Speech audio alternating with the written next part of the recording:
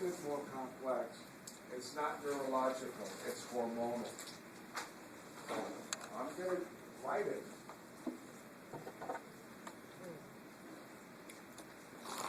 If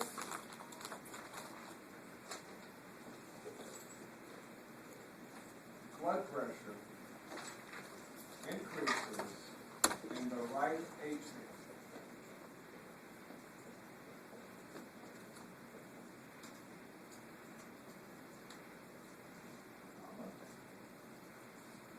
the right atrium,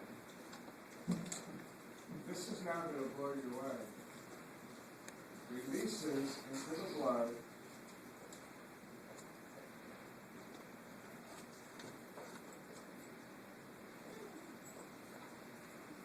a hormone. That's right, a hormone. Called main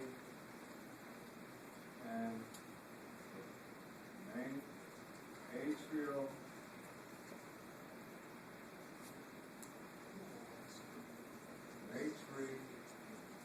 natriuretic.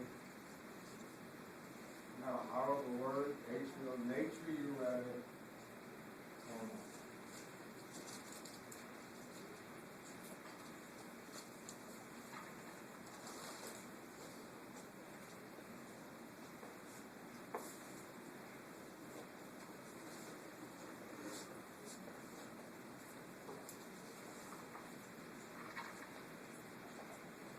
What does ANP do? I'm going to give you two things.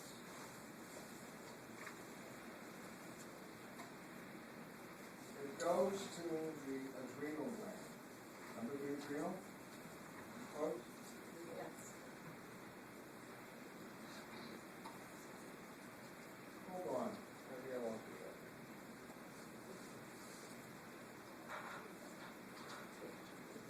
All right.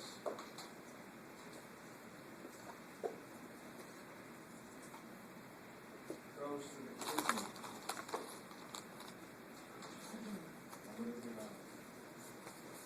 And the kidney, when it does this,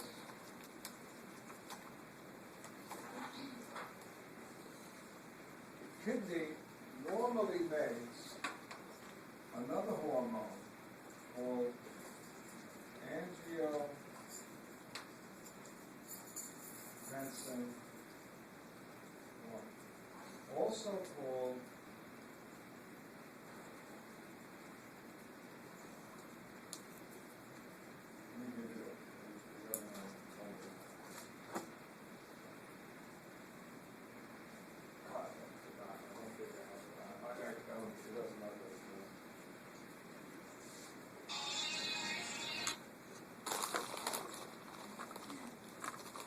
and what does it do? ANP. You know what angiotensin is, my brother? First thing, one, it causes, this is better, in all your blood vessels, arteries, vasoconstricting, which does what? Increases, are you all with it? I didn't show you what ANP does. Now just watch. You gotta stop. This is gonna get you next week. All your blood is in a closed system, right? It's in arteries, veins, capillaries. There's a certain amount of blood in your life, vascular bed. If the arteries start to do this, constrict, the size of that bed gets what? Smaller? So you're forcing the blood into a smaller space because your arteries are what? Restricting. And what would that make your blood pressure do? Increase. You with me? Bring the kid back. He knows this. If I take a balloon and fill it halfway with water, and I now what? Squeeze the balloon, I'm what? Making the space in the balloon what? Smaller? And the pressure is going to go what? Up, up, up. You'll be happy if it gets so high and it what? Breaks. Okay? When do you release this hormone? When your blood pressure is too low. Well, guess what ANP does? AMP goes to the kidney.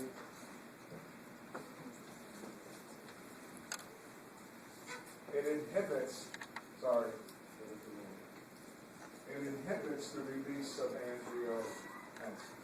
And that's what AMP does. So if you don't release angiotensin 1, then what? Vessels won't constrict and your blood pressure will go down. Remember?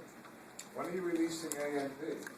If blood pressure is too what? High? You all got that? It does one more thing.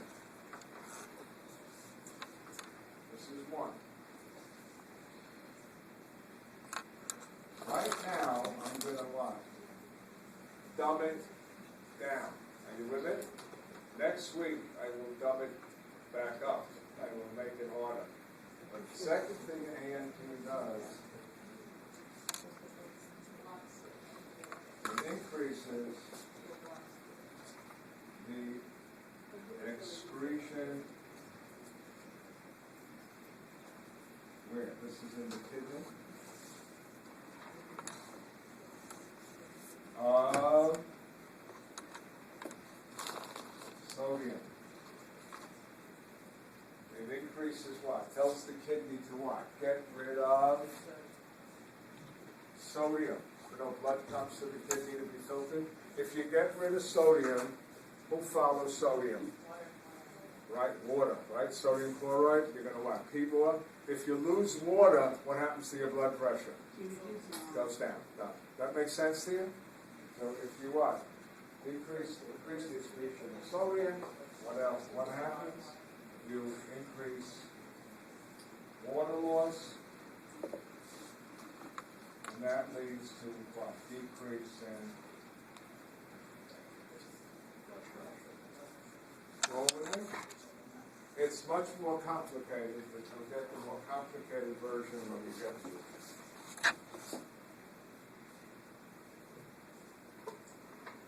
Easy?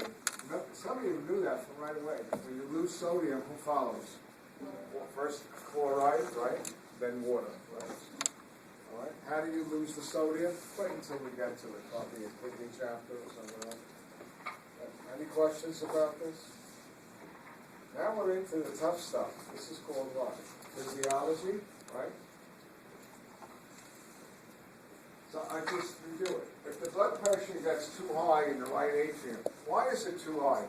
Your blood pressure is up. You're returning the blood to the heart, what? Too fast? So the right atrium has its own what? Receptors. First thing it's going to do, what is it going to do? It's going to release AMP, and that's going to stop what? Vasoconstriction.